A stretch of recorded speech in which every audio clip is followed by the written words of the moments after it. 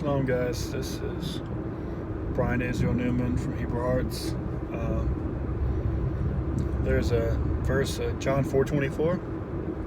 Always really intrigued me, and it really made sense. A lot of this denominational chaos that the Catholics hate so much. I don't blame them for that.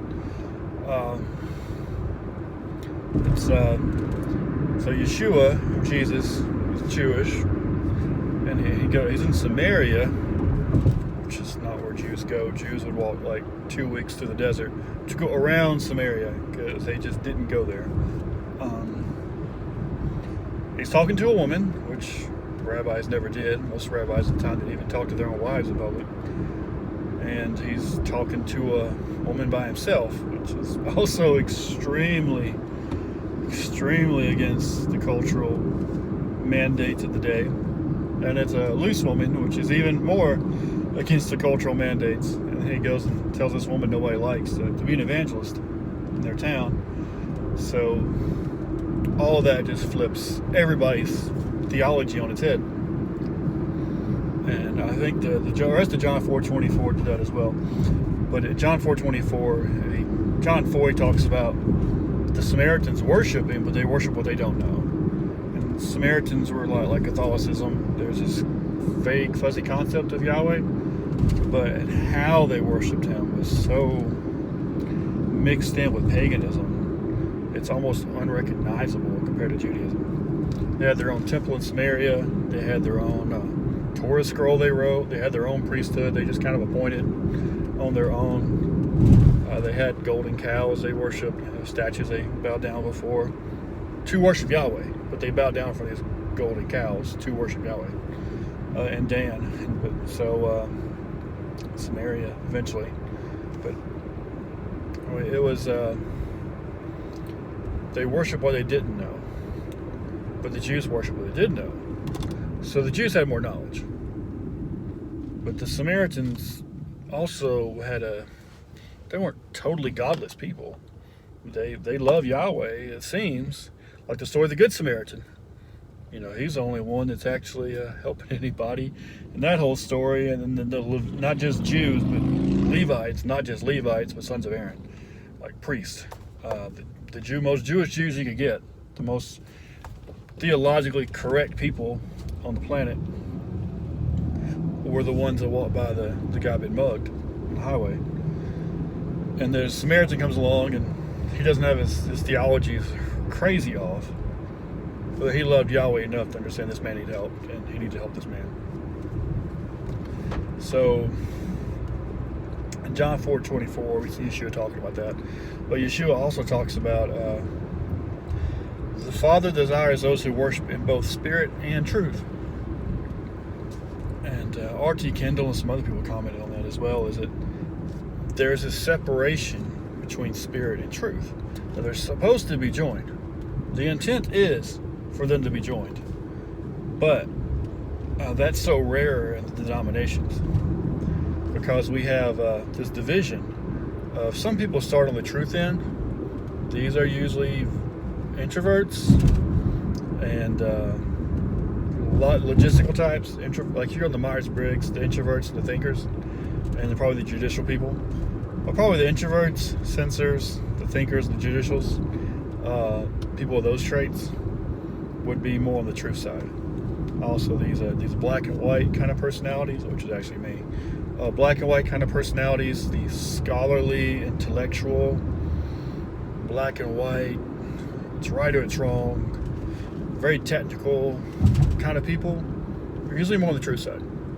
They usually have teaching callings as well. They usually have a very strong teaching calling. And then you have people on the spirit side. And these are more of the extroverts, sometimes the intuitives, the feelers, and the perceivers. So like an ISTJ would be the ultimate personality to start on the truth side, and like an ENFP would be the ultimate person to start on the spirit side. And we have a natural inclination towards spirit or truth. You know, there's the book of truth. The Torah is the book of truth of Daniel. So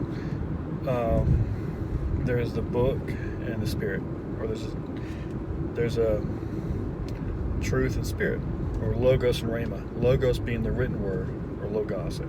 Logos being the written word, and rhema being the inspired word, the spirit, the revelation. And those are two things that always seem to be put in contrast in the church. And not that anyone declares they're in contrast, but that's how it's treated. Because you have one church over here that's a teaching church, and we got to go by the Bible, and we got to study every day. Judaism is called a Bet Midrash, a house of study.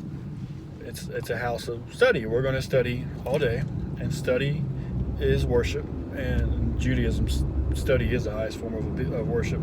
But study. So what we do is we study. And if you don't study, you're not righteous. You don't have this, you're not following Yahweh, and you're not righteous, and you're just a bad believer. You'd be a Jew or Christian or Hebrew or Messianic, whatever you call yourself. If you don't study, something's wrong with you. You don't meet the spiritual standard. And every problem in life can be solved by reading the Bible more. If you're depressed, if you're anxious, if you have bipolar disorder, whatever, you just read the Bible more. That'll fix it. It'll fix everything. And it's the cure-all for everything. Just read the Bible. And then there's the spirit side. And most people on the spirit side have a teaching call, a prophetic gifting. And as if you pray more, if you decree more, if you declare more, if you spend more time in the prayer closet, that's going to fix everything. And in Judaism, call those kind of congregations a Bet Hillel, a house of praise. And that's the cure for everything. And if you don't have dreams and visions and speak in tongues and fall on the floor, then you're just not a believer, and you're just not spiritual enough, and you're just missing the whole point. You don't know Yahweh, and this is the same mindset. It's just a different end of the spectrum. On this side, we have the truth side, these thinkers and intellectuals and scholarly types, that the cure for everything is reading the Bible. And if you don't do that enough, you're just a lousy believer. And then on the other side, same mentality, just different expression. Well, if you don't speak in tongues enough, or fall on the floor enough, or decree and declare and pray enough, you're just a bad believer. And that's where everything's going wrong in your life, is you don't decree and declare and pray enough. It's the same mindset. It's just different ends of it. And the mindset is, my little encampment, my little group, my little building has found this one facet of spiritual life, and we have clung tight to it, and we're good at it, and it's natural to us, and therefore it's going to fix everything. And people don't have this, are missing out, and they're just not spiritual. And if you just did what we did, you just came to our church, you do what I do what we do, then you're going to be fixed, because we got everything you're missing. And then you got the other side, which is like more charismatic side of, if you just, we're good at this visions and dreams and speaking in tongues and falling to the floor kind of stuff. And it's natural to us, and we're good at it. And if you just did like we did, if you just came here, we could fix you, because we got what you're missing. And it's the same thing. And since they both have that mentality, there's no concept of maybe someone else has something we're missing. Because in their mind, they have everything. You got a Bible, you don't need nothing else. Or you can speak in tongues and fall on the floor or whatever. You got that, you don't need nothing else. But one's basically saying, well, we have the truth, and you don't. So, well, anything to do with you?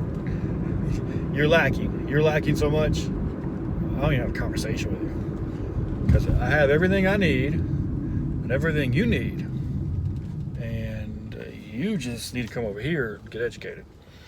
And the spirit side is the same way of, well, we have the Holy Spirit, and we don't need anything else. We don't need your knowledge, we don't need your information, and we got everything we need over here. All we need is the Spirit. We don't need anything else. And you want to get fixed, come see us. But, we don't need any of that you got. So it's just contrariness. But they're supposed to work together. It's like a car. You're driving a car.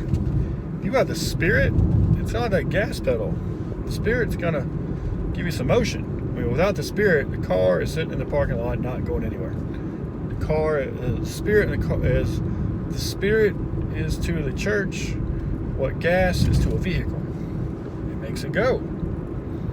Problem is, if you have the spirit without the truth, you usually go in a ditch really quick, because this truth's like a steering wheel. It keeps you between the lines. The spirit is what? Power, authority, motivation. Well, his spirit's more on the power side, truth's more on the authority side, but the spirit's power, it gives you some get up and go. It gives you motion. It makes you move. The problem is, if you're moving 80 miles an hour and you go on the wrong side of one of those lines on the road, you're going to get killed. You're going to wreck yourself, probably wreck somebody else too, and you're going to wreck everybody with you. And that's what's happened to a lot of spiritual movements, that people felt the spirit one way or the other, but they got in some crazy doctrine because there's no steering wheel. They had all this spirit, totally dismissed the need for the truth, because the spirit's like that gas pedal, but the truth's like that steering wheel. It keeps you between the lines. And then on the other end, I've had some very smart, scholarly, well-learned, educated people that with this, this precision turning, like this great steering wheel, it just turns on a dime. It keeps you right between the lines. It's just, it's got this precision handling, but it's sitting in the parking lot. There's no gasoline in the car. There's no gas pedal. There's no working gas pedal. It's just gonna sit there. It's capable of incredible things, and then they can pull out the little owner's manual and they can show you all this incredible things it's capable of, but car never goes anywhere. So these two extremes. If you have the spirit of the truth, you end up 80 miles an hour in a ditch. If you have the truth without the spirit, you have the ability to steer and handle this thing, navigate this incredible vehicle called faith, but it's not leaving the parking lot because there's no way to push it forward to get it where it needs to go. And these camps have always been divided, and that's what the enemy wants to do, because if you combine the spirit and the truth, that's an incredibly powerful force. You have a sports car that has both a gas pedal and a steering wheel, both functioning fully. You can do incredible things. But that's what the enemy wants to do, is separate the spirit from the truth. He wants to do a lot of things, but what the enemy does is he tries to divide what the Creator put together, and what the Creator wanted to keep separate. That's what he puts together. He puts up a wall where the Creator never intended there to be one, like the wall between spirit and truth. And also, when the Creator intended there to be a wall, he tears it down, like the chasm in the natural order between people and animals. Yahweh put a wall there. People are not animals. Animals are not people. A human life, animals have values, of course. They have a nephesh, they have a soul, they don't have a spirit. A human's life is above an animal's life. But the enemy comes in and says, no, people and animals are the same. Humans came from monkeys. People and animals are the same. Human beings can turn into werewolves or these other things, or they can be a shaman. You're a shaman, you can change into a crow or a wolf or something. And that divides that line between humans and animals. Vegetarianism tears down that wall between people and animals. Putting a baby eagle egg above a baby human legislatively tears down the wall between people and animals. Because Yahweh put a wall there between people and animals. So Satan tries to tear that wall down. But Yahweh never put a wall between spirit and truth. And that's where Satan puts the wall up in the church, is between the spirit and truth. Between, for example, the prophets and the preachers. The prophets and the teachers. Evangelists can operate on either side of, like apologetics, you're in evangelism using truth. Prophetic evangelism, you're an evangelist using the spirit. But pastors can lead a congregation full of very spirit-minded people, or a congregation very full of truth-minded people. Of course, you're a pastor of a charismatic congregation, probably more on the spirit side. If you're a pastor of a very scholarly, truth kind of congregation, you're more intellectual. And the apostolic calling, they can lead movements of either the spirit or the truth side. But when it comes down to the spirit and truth side, the main vessels for that On the spirit side, we have the prophets. And on the truth side, we have the teachers. And rarely have two more callings been more divided. Evangelists, pastors, and apostles can probably sort it out. But teachers and prophets will kill each other if you let them. And the saddest part is they're meant to be together. They're meant to work together. They really can't function well without the other. Because you have a group of prophetic people, they will get some very strange doctrine on their own. But they do have dreams and visions and gifts of healing and intercession and prayer and praise and worship and all these kind of things that were completely needed, lifeblood of a body. The air, in Greek and Hebrew, air and spirit, same word. You can't get air, you die real quick. But you also have to have the teaching calling. The teaching is kind of like the brain. If the brain can't tell the lungs what to do with the air, you die real quick too. Because without the brain directing things, the body goes haywire. And without the lungs breathing that oxygen, knowing how to bring the oxygen in, without the lungs knowing how to bring the spirit into the body, bring the praise, the worship, the intercession, the prayer, without the prophetic types bringing that into the body's going to die, or it's not going to be very functional. It's going to be asthmatic. Now, without a brain working properly, without a teaching, without teachers, it's like having seizures all the time. The body just goes haywire. It just doesn't know what to do, and it just goes haywire. All the oxygen in the world, if you're having a seizure, it don't help you. It actually makes it worse if you're hyperventilating. Because you hyperventilate when your brain doesn't know what to do with the oxygen you have. So that's the teaching calling. And they're meant to work together. Like the brain and the lungs are meant to work together. Lungs get oxygen, or lungs get air or spirit to the brain. The brain helps the lungs know what to do with all that oxygen. Know when to take it in, how much to take in, and how to distribute it. So lungs don't blow up. So you don't hyperventilate. So there's those two things. The church is caught between hyperventilation, these super charismatic churches, where there's just all this spirit, they know what to do with it, and it's making the whole body go haywire, the body's in chaos. And you have asphyxiation, these teaching callings, where there's not enough spirit, and everything's just kind of turning blue and turning purple after that, and just getting real sleepy and just kind of dying off because there's no spirit to it. But the spirit and the truth together can do a wonderful thing. Of the mind, I don't do yoga anymore, but if any athlete could tell you, you get the mind and the breathing in sync. You get your brain and your breathing syncing simultaneously, you can do incredible things. The body can do things you never thought of possible because the brain and the the lungs are in synchronization with each other. The brain and the lungs are working together. The teaching and the prophetic, the brain and the lungs are working together. Enough oxygen is coming in, but it's also being distributed properly at the right rate, so it's not chaos. So we have to somehow bring those two together. I have a dream interpretation ministry. I'm on very much on the teaching side of that. I got told today, actually, so I'm supposed to. The School of the Spirit, I guess I'm entering the season of the School of the Spirit because I'm learning all these spirit things that I really didn't know before. But everybody needs it. If you start on the teaching side, you have to learn the spirit side. It's not something you really intellectually learn. It's something you just feel and grasp and accept. And it doesn't come by thinking about it and analyzing it. It comes by waiting for it. You don't get it by information. You get it by revelation. You can't analyze a revelation. Revelation just comes to you. Not like information. You don't really seek it out as much even. You can do some seeking, but revelation comes to you. Information you seek out. So if you're on the teaching side, you're on the truth side, just ask for revelation and wait on it. It'll come. If you're on the spirit side, it's a little opposite. You seek out information because the information can tell you helps you discern the spirits, and it helps you analyze all these dreams and revelations and visions and prophecies you get.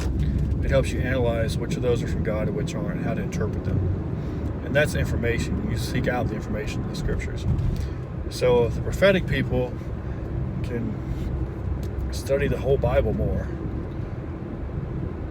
if the prophetic people can find some teachers to help them understand the scriptures, and if some teaching people can find some prophetic people to help them understand the Spirit, then the Spirit and truth will be reunited. It'll be an absolutely powerful force. Because teachers have their hold up. We usually have depression, anxiety. Our brain turns against us. We have information without revelation sometimes. And we analyze it all, information all day, but it doesn't really come alive. It's just information sitting in our brains. And on the revelatory, the prophetic side, you get all these visions and images and dreams and voices and all these things. But you don't know what's what, because there's no teacher that say, no, that's false doctrine. That was a 2nd century cult. Or the last time people tried that in history, this is how they turned out for them. They ended up drinking Kool-Aid. So the prophetic people can find the teaching people to help them discern these things. It'll be so much better. But the enemy works really hard to divide spirit and truth. And he's actually divided into 55,000 denominations after dividing it into the Eastern and Western legs of the Roman Empire. And before that, he divided Christianity and Judaism.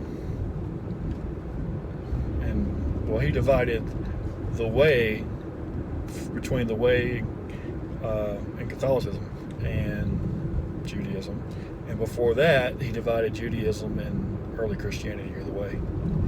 And before that, the faith of Abraham got divided into 5,000 things. So if you go all the way back, though, is the faith of Abraham. What was the faith of Abraham?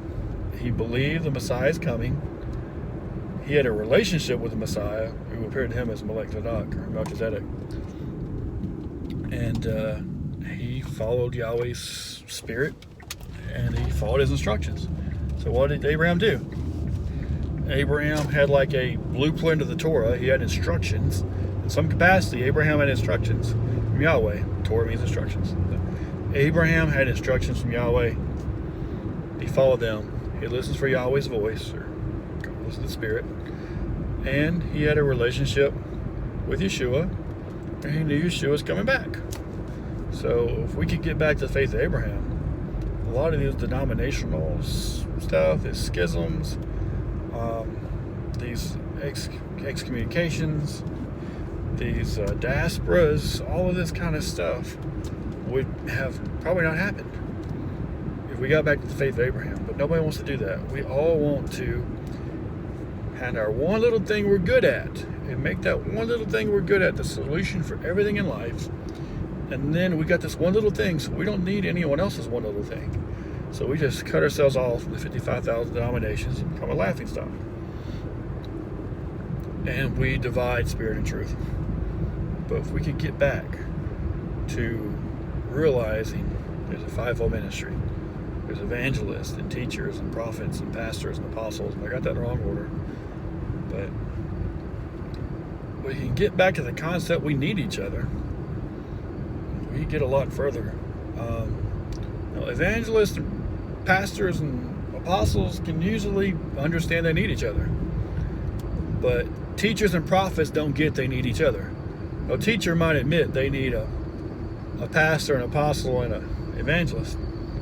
And a prophet might admit they need an evangelist and a pastor and an apostle, but prophets don't admit they need teachers, and teachers don't admit they need prophets. So everybody stayed in their lane and also learned what the other lane had to offer. It would be a whole lot better, this kind of stuff. But I don't know, there's a lot of pride gets in the way. And pride is the bricks with which offense is the bricks with which the enemy builds walls between people. Pride's the mortar. Without pride, all those walls would fall apart. But we've given him enough pride to work with. The more pride we have, the more mortar the enemy has to build that wall between us and other people, and us and other giftings, and ultimately between spirit and truth. So, hope that helps you guys. I'm kind of rambling. Shalom to your hearts.